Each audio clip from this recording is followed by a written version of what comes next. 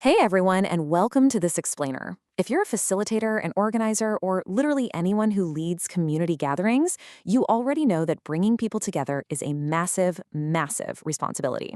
So today, we're taking a really structured look at the modern blueprint for building spaces that aren't just cohesive, but are deeply actionable and truly intentional. We're going to explore how we can transform the way we gather, making absolutely sure that the spaces we create actually support and protect the communities we serve. Okay, let's dive into this and ground ourselves in the stark reality of why this work matters so much.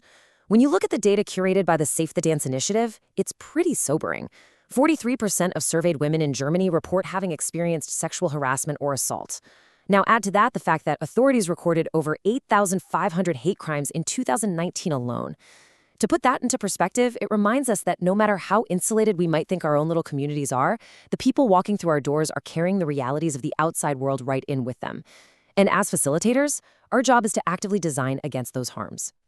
To do that, we're going to follow the chronological life cycle of an event. We'll start with 1, the illusion of complete safety, then 2, principles of intentional spaces, 3, planning for radical inclusion, 4, the facilitator's toolkit, 5, the 7 Ds of intervention, and finally, 6, protecting youth in crisis. Let's get right into section 1, the illusion of complete safety. We're going to start by challenging a phrase that is overused all the time in event planning. Now, what's really interesting about this slide is how it reframes a narrative we've all heard a million times. We love to promise attendees a safe space, right?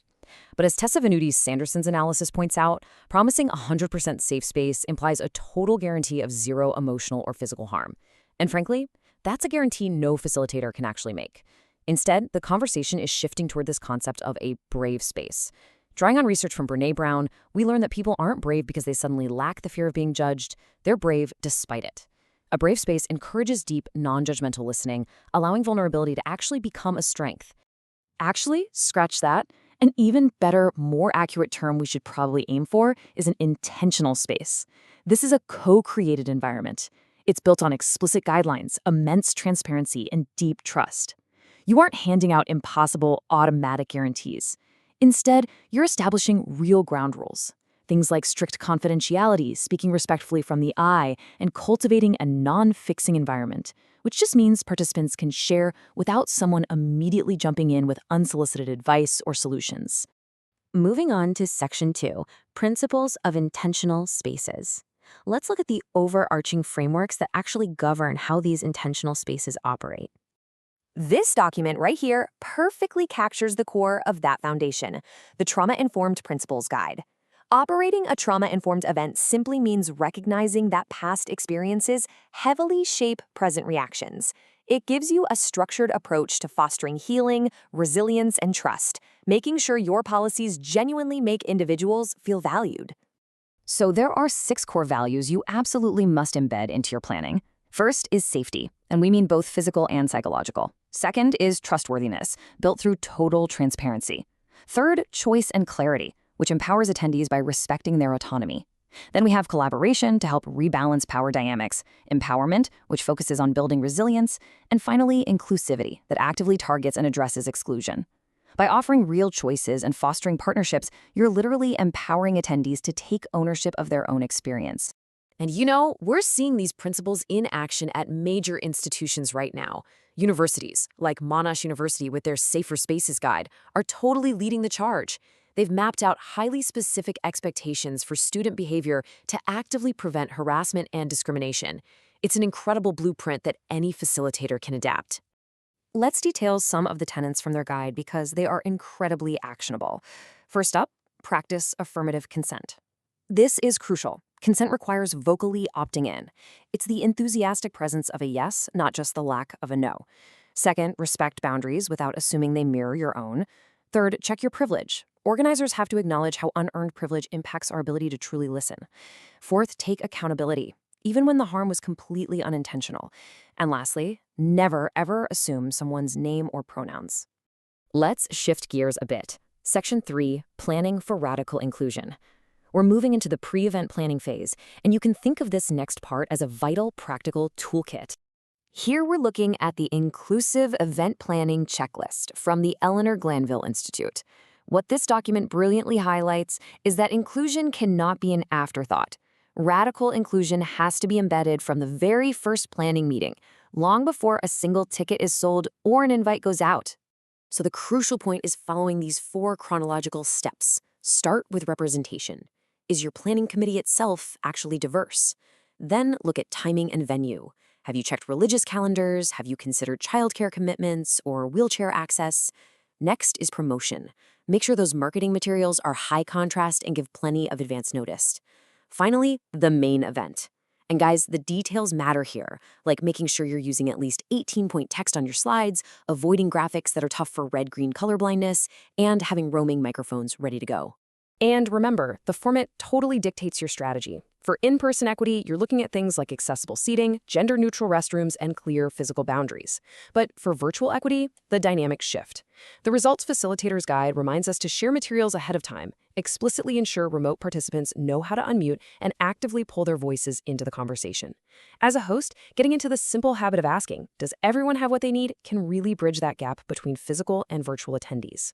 Section 4, the Facilitator's Toolkit. We're zooming in even further now to the live event itself. The doors are open, it's started, and you are officially holding the space. Now, holding that space requires very active leadership. According to this excerpt from the Results Facilitator's Guide, keeping a space equitable means practicing anti-oppressive leadership. You have to be completely prepared to name power imbalances in the room in real time, whether that's based on age, gender, race, or even just experience level. And how do you do that? Well, you establish community norms right out of the gate. Have the group agree to one voice at a time. Establish that they can speak without fear of judgment. And this is huge. Teach the group the crucial difference between intent and impact. Meaning, just because you didn't intend to cause harm doesn't mean your words didn't have a harmful impact. When you do spot an imbalance, you need tools to gently interrupt. Try using phrases like, "I'm noticing," or asking, "What makes you say that?" to prompt a little self-reflection. And this brilliantly illustrates the nuance of live intervention. The sources talk about 2 primary methods for responding to oppressive behavior. First is calling in. This is a private, gentle conversation where you confirm their intention, but explain the harmful impact of their behavior. On the flip side is calling out. This is bringing public, immediate attention to harmful behavior to stop it right then and there. A truly skilled facilitator knows exactly which tool to pull from their belt, depending on the severity of the situation. Section 5, the 7 Ds of intervention. But let's say you aren't the one hosting. What if you're just a bystander and you witness harassment? Let's move to those critical micro moments of crisis response. The Save the Dance Guide equips us with something called the 7 Ds of bystander intervention. I'll run through these quickly. You can diagnose the situation by reading body language. You can take direct action and address the people involved. You can distract, like literally just asking for the time to indirectly de-escalate. You can delegate to a friend or a bartender. If immediate action isn't safe, use a delayed response to check in with the victim later. Safely document the incident or discuss preventative steps with the organizers. Finally, Section 6, protecting youth in crisis. We're zooming all the way in now to highly specific community safety nets designed for our most vulnerable attendees. Let's move to and see how this builds a nationwide safety net. The National Safe Place program runs an amazing outreach initiative called TXT4Help. If a young person is in a crisis situation, they can just text SAFE to 4HELP to instantly find a safe location. This is celebrated annually in March, and integrating awareness of programs like this into your wider event infrastructure is just so vital. It ensures that youth always know exactly where to turn. To tie this all together, take a look at this incredibly powerful quote from the Results Guide. With unearned privilege comes the responsibility to act, so the burden to educate and change doesn't fall solely on those experiencing oppression. That perfectly summarizes the core duty of an event facilitator. You're there to be an active ally, a diligent partner, not a savior. So I want to leave you with this provocative final thought. Think about the gatherings you are planning right now. Based on this blueprint we've unpacked today, what intentional steps will you take to transform your next gathering from merely a physical space into a brave, trauma-informed, and truly inclusive experience? The tools are all right there in your hands. Thank you so much for joining me on this explainer, and best of luck out there.